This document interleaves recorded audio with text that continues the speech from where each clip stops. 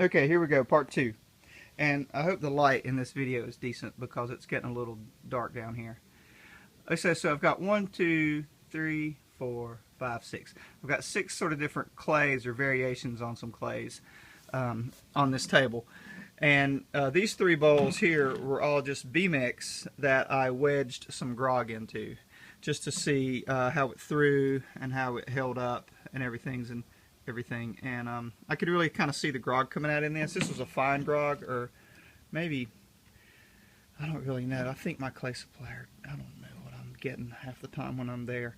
But anyway, that worked great, and I wasn't dissatisfied with that. And I think I could do some, I mean, I know they make a B-mix with grog, but my clay supplier doesn't carry, I don't think. So I'm going to have to kind of figure that out if I want to start adding some grog or sand to that B-mix, which I can do. Okay, and then I had some Phoenix clay sitting around, and that's a real popular clay for salt glaze and soda. And I used to use Phoenix a lot, but I didn't fire with this much reduction. And I think Phoenix looks good if it's slipped and if it's fired in kind of a neutral atmosphere. This is a little too dark for me, although some people may like it, but it just doesn't really quite have the pizzazz that I'm after. So, but that said, there's some nice looking action on some of these pots. But it's nothing that, I mean, this right here is very nice. Let me see if I can get that to focus. That's pretty sweet right there. So I would be pleased with that. But anyway, it's nothing that I'm gonna go for. Now these pots are, this is a custom porcelain body that a friend of mine let me have some clay of hers. And these are all bisque slipped. And let me see if I can brighten this up a little bit. I don't think I can do that. Sorry. Whew. Okay, hang on. Okay, so anyhow, these are all bisque slip because I don't think my slip will fit this clay if I do it leather hard. And I'm not thrilled about how it sort of looks. It looks kind of plasticky or vinyl-like on this clay. Maybe it needs to be thinner. I think if I'm going to bisque slip it, I need to really, really water it down. But anyway, these got some nice kind of orangey color. They're not bad, but they're not as shiny as I want them.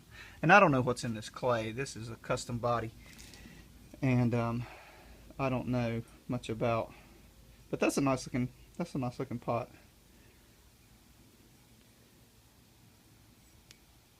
That's the green, sort of a little more thin, without it doesn't get that overload of copper if it's this thickness. Okay, and then this is a stoneware body that's got some Hawthorne Bond and some Helmar, Kiln, and a few other things. And so it's a little dark for my taste too. It's also got some silica sand and some grog. I mean, it's an okay clay, but it's not it's not what I'm after. But I mean, it did some pretty snazzy action in here. But it's just not really what I'm looking for. That's a nice looking cup though. So anyway, I mean, some of these I'm definitely not going to keep. Some of these are definitely going in the scrap pile. I mean, that's just not hitting on a whole lot right there. It's all right. And then this body and these 2 lines is a clay body that I used for quite a while when I was salt glazing, but I was firing in more of a neutral atmosphere. And so anyway, and just the only difference between these 2 lines of pots is that I added grog to one, not to the other, and it's got some silica sand in both. So these pots to me are okay. The ones that are just slipped, they just don't really have a lot of pizzazz. They're kind of brown and round. I mean, that's a nice bowl. Maybe tomorrow, you know how it is. tomorrow they'll be better. Today, they just came out of the kiln an hour ago. And you know, with the glaze, with the green on there, it breaks it up a little. And I'm not so down on that. And this, I mean, you know, I think this is a 100% 6 tile slip, and this is pretty dry. But I kind of like that, you know. I mean, this is kind of my old thing in a way. So I'm kind of down with that. That's pretty cool.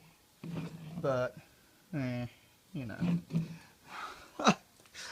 So, right. So there'll be some keepers on this table, and there'll be some gully feel.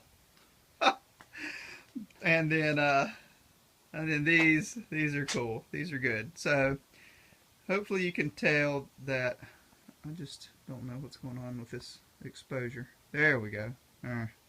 Yep. Hopefully you can tell that I'm pleased and sort of, you know, just kind of moving on, man. You know, I mean, it's never going to be perfect, right? And it's never just going to be amazing every single time.